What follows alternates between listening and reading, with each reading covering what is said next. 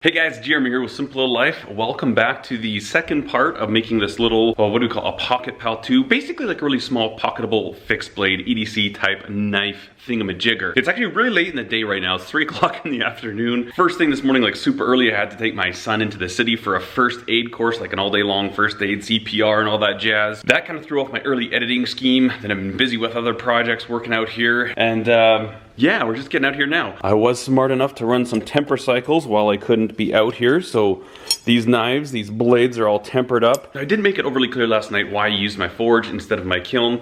The reason for that is that the forge is just really fast, and when I went to heat those up last night, I wanted to, well, I wanted to do it quickly, but then also I kind of wanted to get this other knife straightened out, so I thought, well, let's do it in the forge, and then I can work on that kitchen knife. We're gonna do our cleanup. We're gonna go ahead and get our pins done. This is getting a totally different setup. This could be very traditional.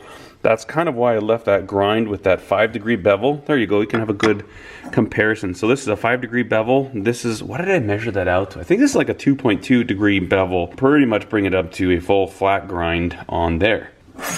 So this will be the material we're gonna use for the handle scales. This is a carbon fiber G10 combination. So if we kind of look down here, one of them is carbon fiber, the next would be G10, carbon fiber G10, carbon fiber G10. So that's kind of cool. I've used this stuff before, it looks really nice, and it's fairly lightweight, lighter than just G10. We will be using these little standoffs again to, instead of epoxy or adhesive or anything like that, we're going to use these little aluminum standoffs. A lot of people ask me where you can get these things. You can get them from, I think even like McMaster Car sells them. They're called standoffs, and I believe a lot of times what they'll do is when they're making electronic control panels, we used to make a lot of control panels for the conveyors at airports, and they'll put this on the back of the panel, and then the actual board where all the relays and PLCs or whatever get bolted to, they'll use these to kind of space it out there. I think maybe for some airflow. A lot of times they'll put some dust filters in the back, but McMaster Car has those. They're like standoffs, or you can get them from, I think usa.knifemaker.com is where I got them. You can even buy them as little kits with screws.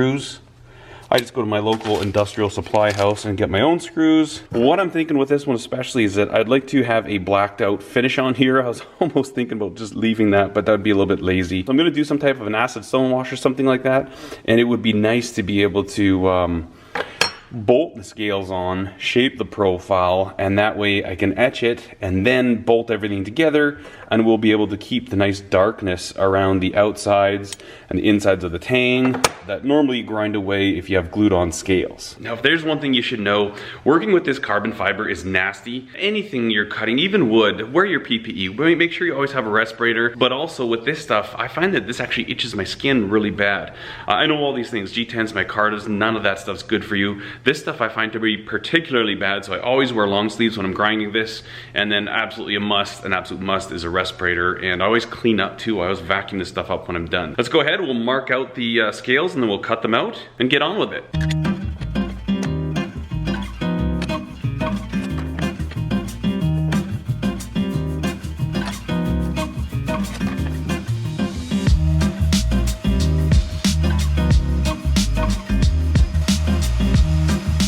With those pieces cut, now we need to go ahead and we just want to mark the holes that we need, so we're not going to drill all the way through. But what I'm going to do is I'm going to go ahead and put these together like this, and I'm just going to come in here and touch it with a 1/4 inch and touch that with a 1/4 inch, and then I will drill through with the size hole that we need for these screws. And I always like to leave my drill bits in the container, so this drill bit is specific for these little screws. So I keep the drill bit in there, and that way I'm not searching for this every time. Just gonna lower the table so I can put my 1, 2, 3 blocks down, and that'll give me clearance for my clamps. So what I'm gonna do is I'm just gonna come in here with a 1/4 inch, because obviously these are 1/4 inch for our standoffs, that's the diameter. And I'm just gonna barely touch it to kind of make a little divot, and that's gonna be centered in the hole. I'll do that to both these holes, and then I'll come through with that smaller drill bit, drill all the way through. And then once we take that apart, then I will countersink the outsides of the handles, because we're gonna use countersunk screws. And then we will come in from the inside of the scales and counterbore and give ourselves a little bit of clearance for that little standoff.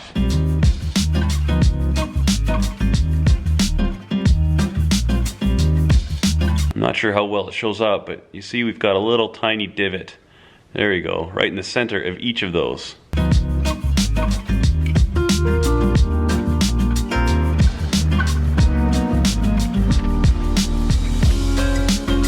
before I take these clamps off, I'm just going to trace the outline of this thing.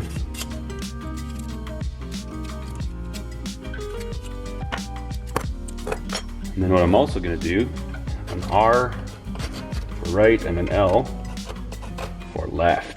Now before I go ahead and cut this out, I'm going to do the work that I need to these holes. I'm going to do the counterbore on the inside of the scales and the countersink on the outside of the scales. The reason I like to do that before I profile these out is that often, I mean, I've wrecked them before at that stage, right? I mean, sometimes you'll end up, the bit will grab and it'll pull the hole through and then they're garbage. So I just don't like to waste the time doing that.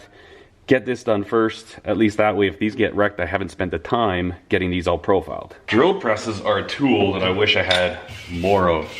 I honestly think I could make good use of 5 drill presses if I had room for 5 and if I actually had 5. I'm going to use my stop here, and most all drill presses have some type of stop feature on them, and so you can lock this down and basically it limits how deep you can go. See, so we're stopping there. So what I'm going to do is I'm going to come, take a good look, put this down about how deep I think it should be, and we'll kind of do a test fit. I'm going to set it to right there. You can always go deeper, but you get too close to the other edge, sometimes it wants to pull through. So I think that'll be good for now. We're going to try that out, and if worst comes to worst, we'll have to redo it a little bit more, but we'll give this a shot. I always like to make sure I keep good pressure down, because if that bit grabs it all and pulls it up, it'll pull right through, and basically these are toast. Also, another advantage to writing the right and left side on the inside, it's always easy to reference that when you're counterboring and countersinking. I always know that that's the inside of the scale, so it kind of helps keep my order of operations going and make sure I don't accidentally, do the wrong process to the wrong side. So I'm going to try something I've never ever tried before. I'm going to try putting an end mill in my drill press. I've always wondered about it, and I thought, you know what, I should try it right now. That way you guys can find out too. You know what they say, sharing is caring.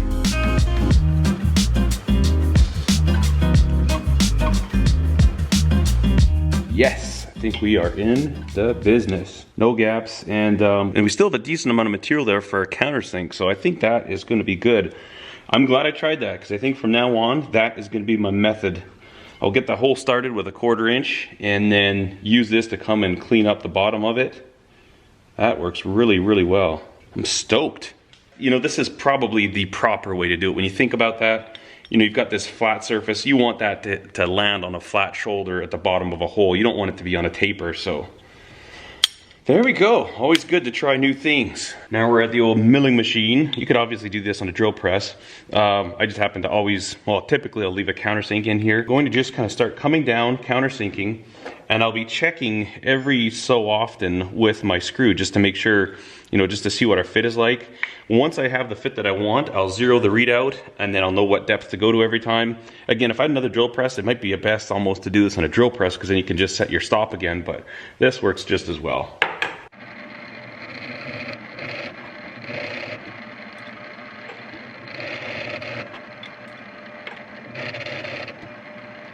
So now I just bring this down, zero my readout, and the next holes I just take them to 0, and we should be the same. Just check our depth on everything, make sure it all snugs up really well. Oh, that's fantastic. Just the right amount of recess on those. Since I have this side traced out, I'll go ahead and cut this side, and then I'll bolt these together, sans the blade, and then I'll cut the other one out, and then we'll bolt it together and start profiling. Sans is French for without. I learned that from reading packages in Canada. I don't speak French. I should. I wish I did. I got kicked out of French class in school, and that was before I was homeschooled. Maybe that's why I was homeschooled. Whatever.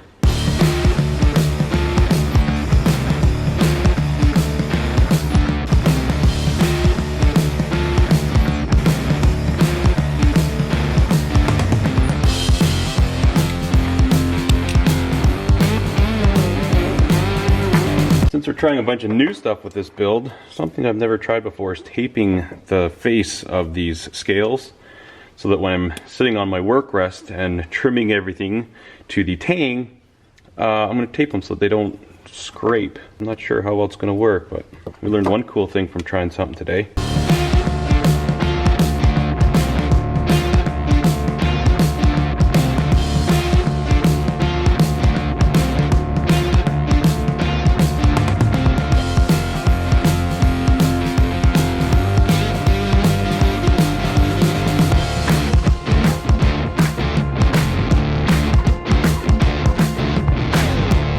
got everything cleaned up to the spine there, got it all round in. I took that to 220 grit.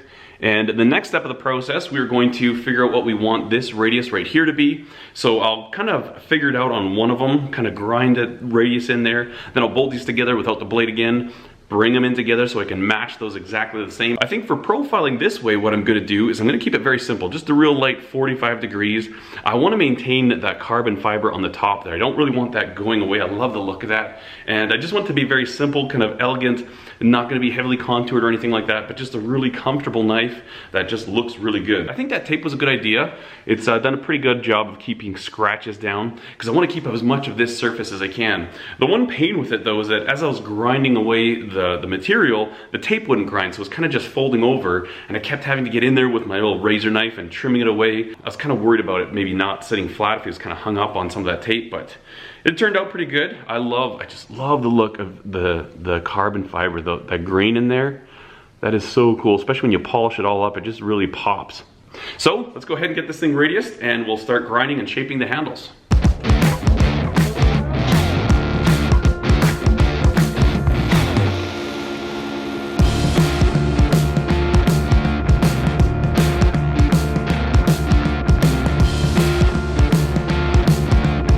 So what I'm going to do is I'm just going to take my granite surface plate and a pencil, lay the pencil flat and just mark out a line right here, and that's just going to give me a reference line to grind to. Now if I find that I haven't taken enough off, what I'll do is I'll usually come back in here and then just shim this up sometimes, either with a ruler or something like that, and that will give me a line that's a little bit lower. That's way too much, so I could find a little smaller shim, but I'm gonna first try grinding to that top line, see if I like it. I'm wondering if it's not gonna be quite enough of the edge knocked off, but we're gonna try that and see how it works. Okay.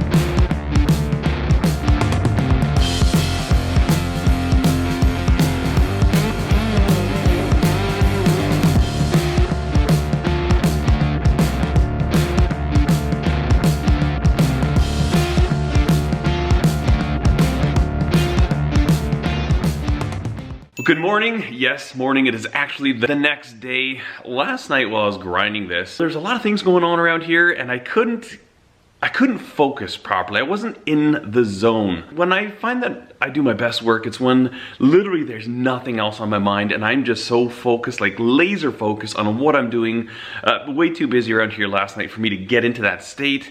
And as I started grinding, I wasn't really happy with the way that these 45s were turning out. I kind of went a little bit too deep right there. When you're coming in and you're doing this finessing stuff, if all goes well, I shouldn't need to do hardly anything by hand here. So I want to do it as slowly and controlled and as good as I can on the grinder. So I just decided, you know what, I'm gonna come pick this up. So that's what we're doing right now. First thing in the morning, we're gonna go ahead and try and get this sucker cleaned up a little bit better. Get all these 45s, we're gonna switch up to our small wheel. I'm gonna take everything up to 320 on the belt grinder. So hopefully, if everything goes well, all we'll have to do by hand is a little bit of 800, probably go 800, maybe 1,000 grit sandpaper just to really clean it up. And then we'll give these things a light buff. Hopefully we can bring out that silvery kind of metallic grain in the carbon fiber, and it's gonna be fantastic. So let's get on it. Hopefully we kind of get in the zone very quickly this morning and we can do some good work.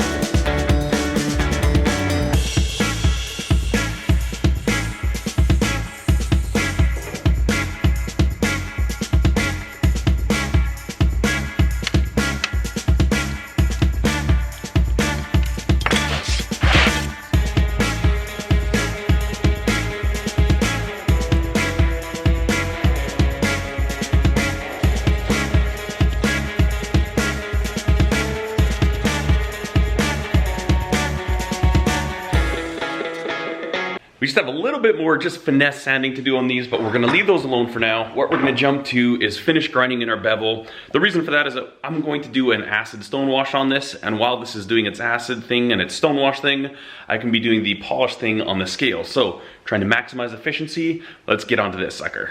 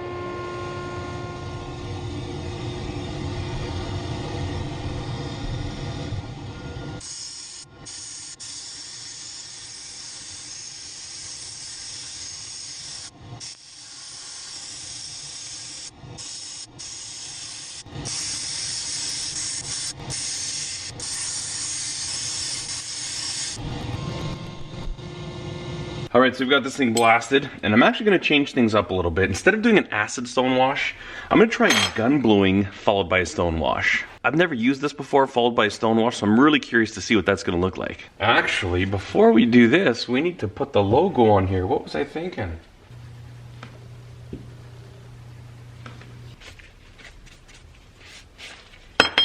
And we'll see what the bluing looks like.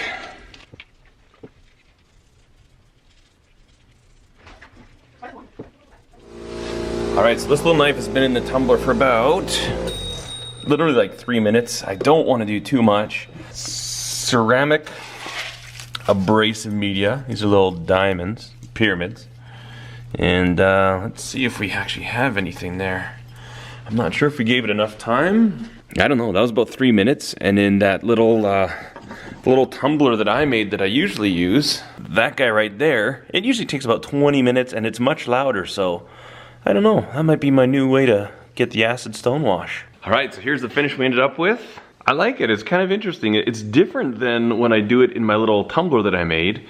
It's a little more random, and I actually quite like it. The next thing we're gonna do is we're gonna jump over to the buffer. I'll quickly go and we'll hit up the scales, get them buffed up and assemble it. We'll sharpen it up and see what she does. One thing that's totally cool, I mean, this is the greatest part about having a YouTube channel, and you may not know it unless you have one, but I learned so much from you guys, about a lot of the stuff that I'm doing videos on, or I'm talking about in my videos. Now, the video I just uploaded about the TS Prof K03, I had a comment, somebody was saying, I don't know why people don't use the park feature. I'm like, what the heck is a park feature? And we've got these stops. If you haven't watched that video, you can go check it out. I'm not gonna explain this whole thing, but this little stop integrates this little park feature, so you can rest it on there, and that actually holds your stone holder so that, you know, it's upright, so you can just load in your stones, and then when you're changing your knife, you can just swing this out of the way and do your work. You know, I used to always just kind of dangle it off to the side here, off to the side there, and it was such a clunky pain in the butt.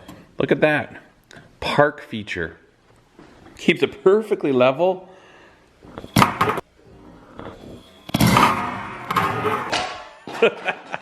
Did not plan that. Okay, let's do a little outro that's a little bit more graceful. Slick as a whistle. There we go.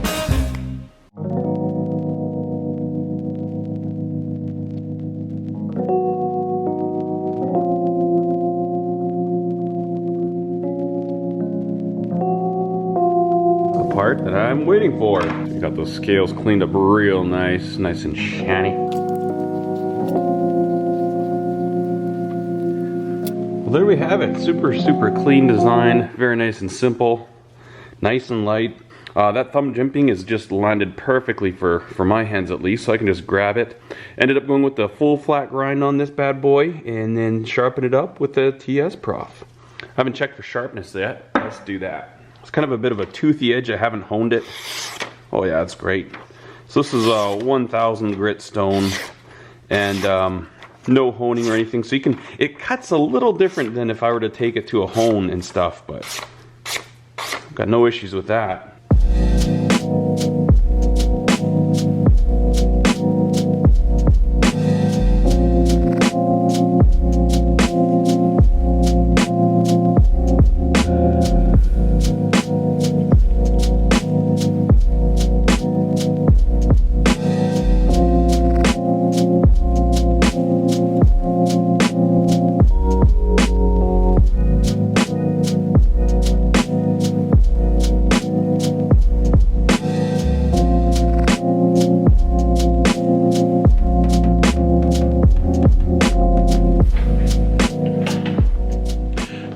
guys, we got this little blade all finished up. I'm really happy with how it turned out. And again, this is kind of, this is kind of going back to, this is one of my early knives. And so it's kind of fun to go back, revisit it, and look at, I mean, the shape is still the same, and I wanted to keep this one very, very simple, right? I mean, we didn't get crazy with sculpting. I mean, you guys have seen me do that on this channel, but I just wanted something very, done well. I want it well executed, and this is definitely the best version of this blade I've ever made. I'm really happy with the way these simple 45s came out. There's a certain sense where this knife isn't necessarily meant to be the sweetest looker out there, but when you look at the details and the aesthetics, it's been done well, and I think that's kind of what I was going for here. Really like this. I love these little blades. They're very, very handy little EDC. You can carry them on your belt, throw them in a pocket, whatever you'd like. And yeah, really happy to have this one done. Anyways, I just thought, you know what, I had a couple of these to make. I figured I'd roll the camera, take you guys along. Hopefully maybe you picked up some tips and tricks. Also, I want to say a huge thank you to you guys for the great suggestions that you have for upcoming build videos. And I think we're gonna definitely get rocking and rolling on some more challenging builds, starting with the folder with the Damascus from Alex Steele. Let me give a quick explanation about why I haven't done more on this. I get asked, I don't know how, all the time. I'm asked constantly. The big reason is that this is a lot of work. This is very challenging for me. I have no clue what I'm doing, and I don't like it that much. I don't like making folders. They don't really turn my crank. They don't get me going. I would far rather make kitchen knives than folders. And the other thing is that this knife here, this is steel that Alex Steele himself forged for me. And this isn't something that I'm gonna be putting up for sale. So this is going to be my personal knife. Now, it's hard for me to justify spending hours working on something for me when I need to be making stuff to sell to feed my family. I have a wife and 4 kids. I would love to just take a whole week and dedicate to filming and making and building this thing. I don't have that luxury. I'm gonna try and give like 2 to 3 hours per day. You know what? We might be doing like 1 video on this a week or something. I don't entirely know, but we need to get on this. We need to make this happen. I need to finish this up. And yeah. Anyways, guys, I hope you enjoyed this video. I thank you so much for watching. Oh yeah, also you can like the video. If you liked it, you can subscribe. And then at the end of this video, there's playlists and all that jazz. And as always, I thank you so much for watching. Cheers. Hey, it stayed.